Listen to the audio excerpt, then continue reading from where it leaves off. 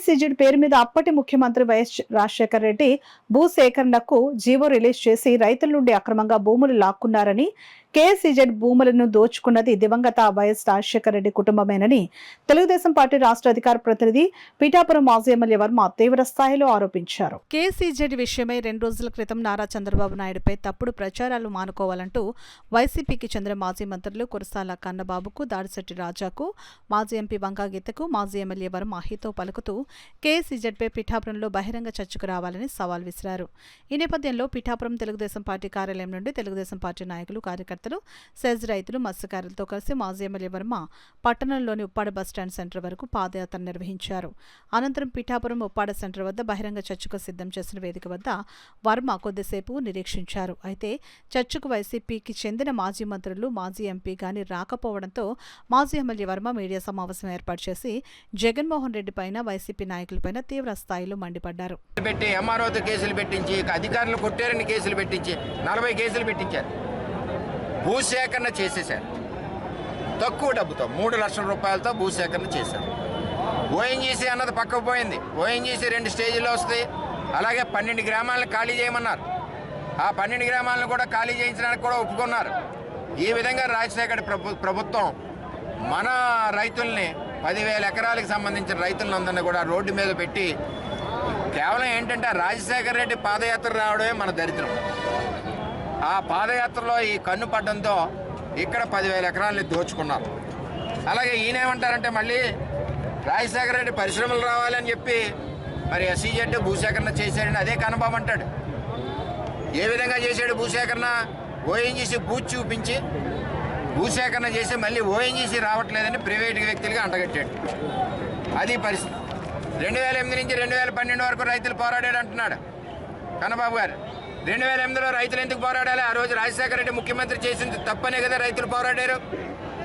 2012లో ఎవరున్నారు? కిరణ్ కుమార్ రెడ్డి, రోసయ్య ఉన్నారు. మరి ఇవన్నీ వదిలేసి తెలుగుదేశం పార్టీ మీద పడి అడ్డమేంటి? అలాగే చంద్రబాబు నాయుడు ఏరువాకు వచ్చాడు 2012లో అన్నారు. 2009 నుంచి 2014 వరకు ఎమ్మెల్యే ఎవరో మా అక్కయ్య గీత, నా మీద 1000 ఓట్లతో నగ్గింది ఆవిడ. ఏ రోజన్నా రైతుల్ని కలెక్టర్ దగ్గర తీసుకెళ్లి డబ్బులు ఇమ్మని అడిగిందా? ప్రభుత్వం దృష్టిలో పెట్టిందా? ఇన్ని కేసులు పెడుతుంటే కేసులు ఎందుకు పెడుతున్నారు మా రైతులని అడిగిందా? ఆవిడ అడగదు. నాన్ లోకలు ఎక్కడి నుంచో వచ్చింది ఆవిడ ఇక్కడికి. ఆవిడికి మన రైతులతో పని లేదు. ఆ విధంగా ఆవిడ వెళ్ళింది. 2012లో చంద్రబాబు నాయుడు గారు ఏరివాకు వచ్చారు. మేమందరం నాయకులందరూ చెప్తే రైతులు ఇబ్బంది పడుతున్నారు, మనం సపోర్ట్ చేయాలి రైతాంగానికంటే. ఏరివాకు చేసి న్యాయం చేస్తారని చెప్పి చంద్రబాబు నాయుడు గారు గెలిచిన వెంటనే కలెక్టర్ ముందు రైతులతో కమిటీ వేసి డిస్కషన్ చేసి రైతులకి అమ్మిన భూములు ఎవరైతే ఉన్నారో 8,000 ఎకరాల చిల్లరికి ఎకరానికి 2 లక్షల రూపాయలు చెప్పిన అదనంగా 160 కోట్ల రూపాయలు ఇచ్చిన ఘనత చంద్రబాబు నాయుడు అని చెప్పి నేను తెలియజేస్తా ఉన్నా. అలాగే ఆ రోజు మిగిలిపోయిన 2,000 ఎకరాలకు అవార్డు అయ్యి రిజిస్ట్రేషన్ అవ్వని భూములకి 9 లక్షల రూపాయలు చొప్పున ఇస్తారు. మీరు నచ్చితే ఇవ్వండి, లేకపోతే మీరు పక్కకుండండి అని చెప్పి కూడా చంద్రబాబు నాయుడు గారు అన్నారు. ఆ రోజు బలవంతంగా భూసేకరణ చేస్తే ఈ రోజు లేదు. అలాగే ఎప్పుడు చంద్రబాబు నాయుడు గారు చేయలేదు. 8,000 ఎకరాలు అమ్మి రిజిస్ట్రేషన్ చేసిన రైతులకి మరి ఈవేళ 2 లక్షలు చొప్పున 160 కోట్లు ఇచ్చిన ఘనత చంద్రబాబు నాయుడు. మీరేమైనా ఇచ్చారా? ఇవ్వలేదే. మరి ఆ విధంగా చంద్రబాబు నాయుడు గారు మాట పెట్టుకున్నారు.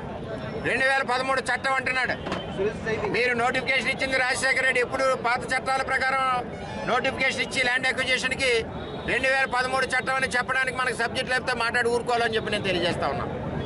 ఆ విధంగా తెలుగుదేశం పార్టీని బ్లేమ్ చేస్తూ ఉన్నారు. ఇంకా 2,000 ఎకరాలు భూమి మిగిలింది, అది మేము ఇచ్చేసామంటున్నారు. 2,000 ఎకరాల భూమి మీరు ఇవ్వలేదు. 2,000 ఎకరాల భూమి మేము బలవంతకు భూసేకరణ తెలుగుదేశం పార్టీ చేయలేదు. అక్కడక్కడ ఉన్న వాళ్ళు మళ్ళీ వస్తాను దీనికి.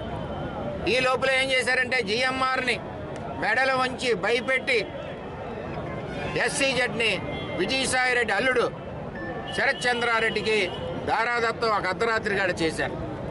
లేదంటే నీ సంగతి చూస్తా ఉంటే ఇదే అయిపోయింది, పూర్తి అయిపోయింది, అన్నీ చేశారు.